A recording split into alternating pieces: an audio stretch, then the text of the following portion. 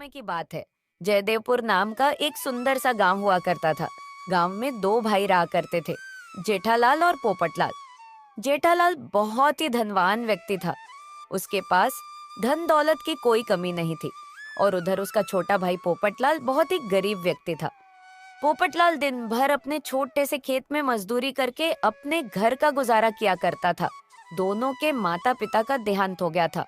माता पिता के गुजर जाने के बाद जेठालाल ने बड़े ही चालाकी से सारा धन और सारी दौलत हड़प ली और पोपटलाल को छोटी सी जमीन दे दी ताकि वह अपना गुजर बसर कर सके। लेकिन जेठालाल इतना सारा धन पाकर भी खुश नहीं था।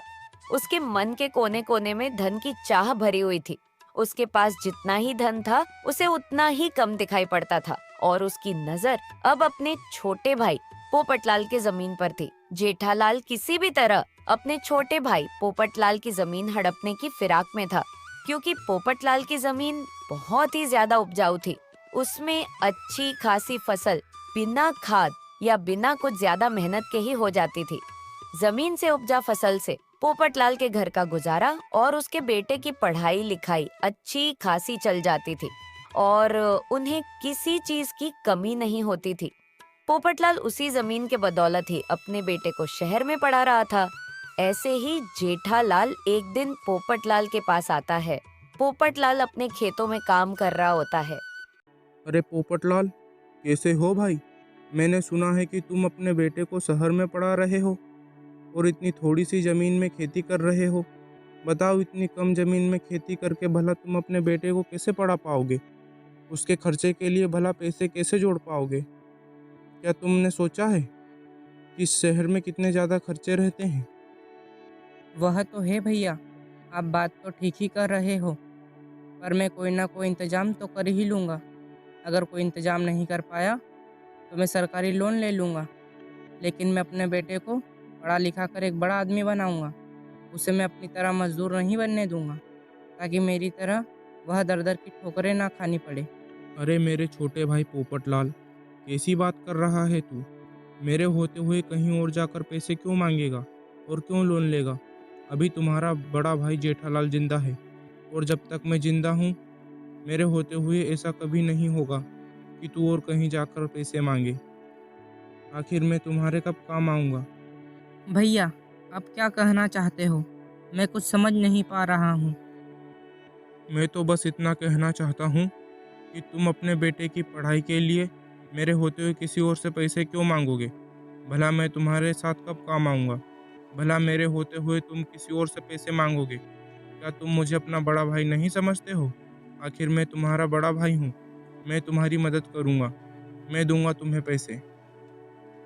सुनिए भैया, मैंने आज तक कभी आपसे या किसी गाँव वालों से किसी भी तरह का उधार नहीं माँगा है, तो मैं अब उधार कैसे ले सकता हूँ?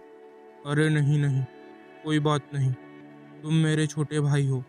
तुम मुझसे पैसे ले सकते हो और बदले में तुम अपनी ज़मीन मेरे पास गिरवी रख देना, जिस तरह बाकी गांव वाले अपनी ज़मीन मेरे पास गिरवी रखते हैं। भैया, मैं आपके पास अपना खेत गिरवी नहीं रख सकता हूँ। इसी खेत के बदौलत ही तो मैं अपने बेटे राजू को शहर में पढ़ा रहा हूँ और मेरे घर का गुजारे का एकमात्र जरिया भी यही एक खेत है। इसलिए भैया मुझे माफ़ कर देना, मैं आपको यह खेत नहीं दे सकता हूँ और मुझे पूरा विश्वास है कि मैं इसी खेत से एक दिन अपने बेटे राजू को पढ़ा लिखा कर एक बड़ा आदमी बना दूंगा। मुझे माफ़ कर देना भैया, मैं आपके पास अपना खेत गिरवी नहीं रख सकता हूँ। यह सुनते ही जेठालाल बहुत ही गुस्से में अपने घर वापस चला जाता है। वह अपनी चिकनी चुपड़ी बातों से कुछ भी नहीं कर सका और इधर पोपटलाल भी अपने काम में लग जाता है। ऐसे ही कुछ दिन बीत जाते हैं। एक दिन जेठालाल, तुझे किसी न किसी तरह से पोपटलाल से वह ज़मीन लेनी ही पड़ेगी। जेठालाल इतना कहकर सोच में पड़ जाता है कि मोहन की जमीन को कैसे हड़प लिया जाए। तभी जेठालाल के दिमाग में एक तरकीब सूझती है और वह पोपटलाल के घर चला जाता है। अरे पोपटलाल भाई, मुझे तुम्हारी खुददारी देखकर बहुत अच्छा लगा। मैं तुम्हारा बड़ा भाई होने के नाते तुम्हारी मदद करना चाहता हूँ। तुम मेरी मदद लेने से इनकार नहीं कर पाओगे। अगर तुम मुझे अपना बड़ा भाई मानते हो तो तुम मेरी मदद लेने से इनकार नहीं करोगे? ठीक है जेठालाल भैया, कहिए आप मुझे क्या कहना चाहते हो। भाई अगर तुम चाहो तो मुझसे पैसे ले सकते हो, और ना ही तुम अपनी ज़मीन मेरे पास गिरवी रखो। भाई तुम एक काम करो, जो गांव की दूसरी तरफ मेरी ज़मीन है ना, वह तुम्हारी ज़मीन से 5 गुना बड़ी है। तुम एक काम करो, तुम कुछ दिन तक उस ज़मीन पर खेती कर लो।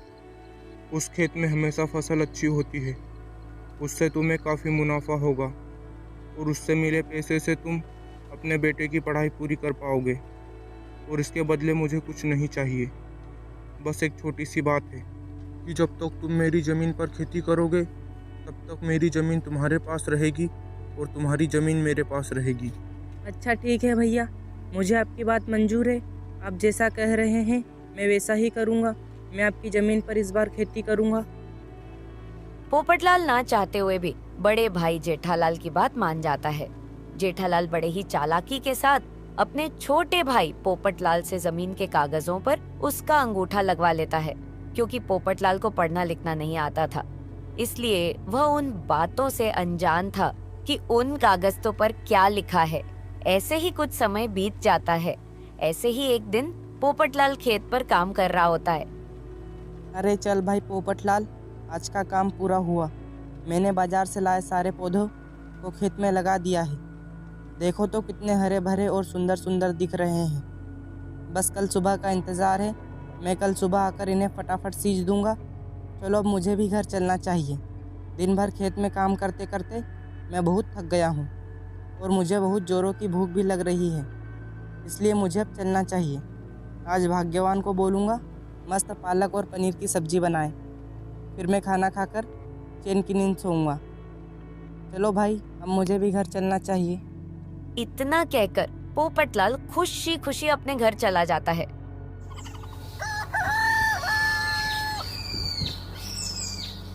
अगले दिन सुबह सुबह जब पोपटलाल अपने खेत पर जाता है तो वह देखता है कि उसके सारे पौधे मर चुके थे। ये सब देखकर पोपटलाल एकदम से हैरान हो जाता है। उसे समझ में आ जाता है कि उसके भैया ने उसे धोखा दिया है, अपनी चिकनी चुपड़ी बातों में फंसाकर उसे ठग लिया है। यह तो एक बंजर ज़मीन है। हे भगवान, अब मैं क्या करूं? यह क्या हो गया मेरे साथ? मेरा तो बहुत नुकसान हो गया है। भगवान, मेरा तो पूरा खेत बर्बाद हो गया। हाय रे, अब मैं इस महीने का अपने घर का गुजारा कैसे चलाऊंगा? भैया ने मुझे झूठ बोला है, मुझे ठगा है उन्होंने। यह तो एक बंजर ज़मीन है। मैं अभी भैया के पास जाता हूँ। हाँ, यही सही रहेगा। मोहन मन ही मन बहुत ज्यादा दुखी हो जाता है और अपने दुखी मन को लेकर अपने बड़े भैया के घर चला जाता है। उसके मन में हजारों सवाल घूम रहे थे। बड़े भैया सुनिए, आपकी ज़मीन मेरे किसी काम की नहीं है।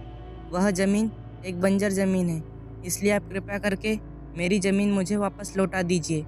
अभी तक मेरा उस ज़मीन पर बहुत सारा नुकसान हो चुका है। क्या रे पोपट, यह तू क्या कह रहा है?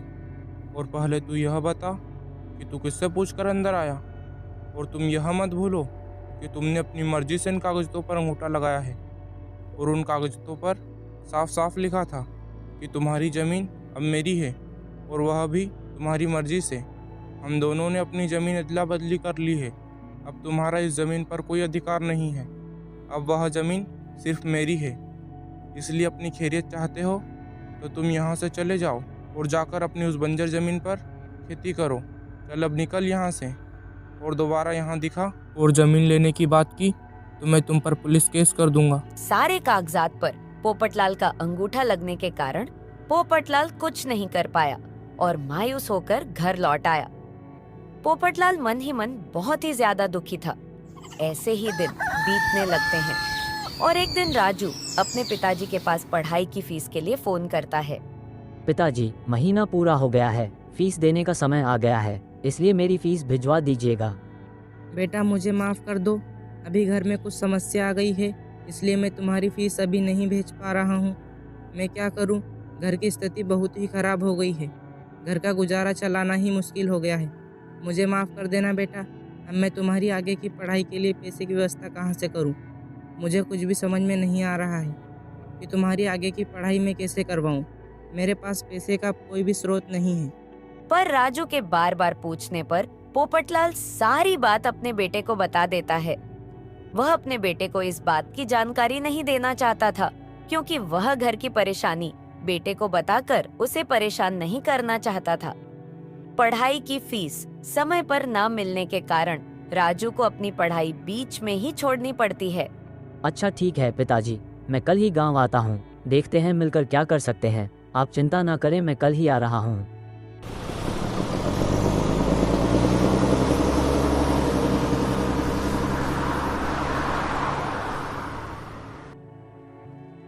अरे वाह भाई वाह, आहा, गांव की शुद्ध हवा और यह गांव का वातावरण, मजा ही आ गया। शहर में तो सिर्फ प्रदूषण ही प्रदूषण है, गांव का कितना शुद्ध वातावरण है भाई। अरे ओ भाई, हो भैया, जयदेवपुर चलिए क्या? अरे मैं तो वहीं जा रहा हूँ भाई, सामान रख दो पीछे और बैठ जाओ आकर। घर पहुंचने के बाद मोहन राजू को सारी सच्चाई बता देता है कि किस तरह जेठालाल ने उसकी जमीन हड़प ली। अच्छा तो ये बात है, उन्हें तो मजा चखाना ही होगा। पिताजी, मेरे पास एक तरकीब है, मैं जैसा कहता हूँ वैसा ही करिए। राजू सारी तरकीब अपने पिताजी को बताता है। फिर दोनों बाप बेटे रात होने तक का इंतजार करने लगते हैं। रात के 12 बज चुके थे। उस समय सारे गांव वाले सो रहे होते हैं कि तभी दोनों बाप बेटे एक एक घड़ा लेकर अपने घर से बाहर निकलते हैं और अपने खेत की ओर चल देते हैं। खेत पर जाकर दोनों बाप बेटे जगह जगह जमीन खोदकर दोनों घड़ों को मिट्टी के अंदर दबा देते हैं। अगले दिन पूरे गांव में यह बात फैल जाती है कि खेती करने के द्वारा पोपटलाल को उसके खेत में 2 सोने से भरे हुए घड़े मिले हैं। गांव के हर कोने में सिर्फ पोपटलाल की ही चर्चा हो रही होती है। जिसे भी देखो पोपटलाल की ही बातें कर रहा होता है। अरे भाइयों, क्या तुमने सुना? आज पोपटलाल के खेत से 2 सोने से भरा घड़ा निकाला है। अरे हाँ भाई, मैं तो देखने भी गया था। सच में 2 सोने से भरे घड़े निकले हैं। पोपटलाल की तो किस्मत ही चमक गई। अब उसके गरीबी के दिन दूर हो गए। भाई, मुझे तो अपने कानों पर विश्वास ही नहीं हो रहा है।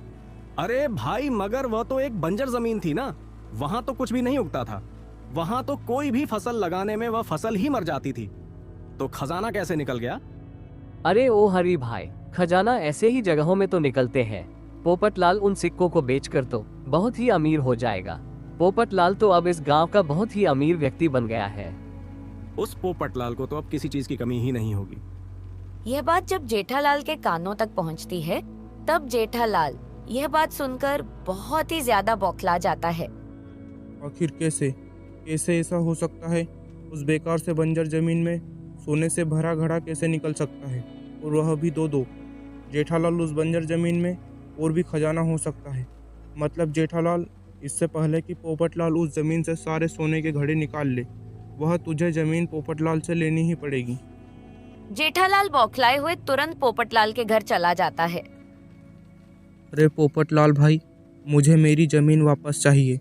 मुझे मेरी ज़मीन दे दो। तुम मुझे मेरी ज़मीन वापस कर दो और तुम तुम्हारी ज़मीन वापस ले लो।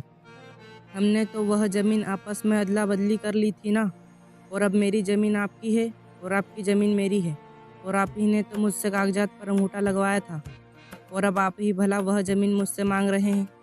अब तो वह ज़मीन मेरी है और मैं आपको वह ज़मीन क्यों दूँ? नहीं भैया, उस खेत से हमें बहुत लाभ हुआ है। मैं आपको वह ज़मीन नहीं दे सकता हूँ। कृपया करके वह ज़मीन मुझसे ना मांगे।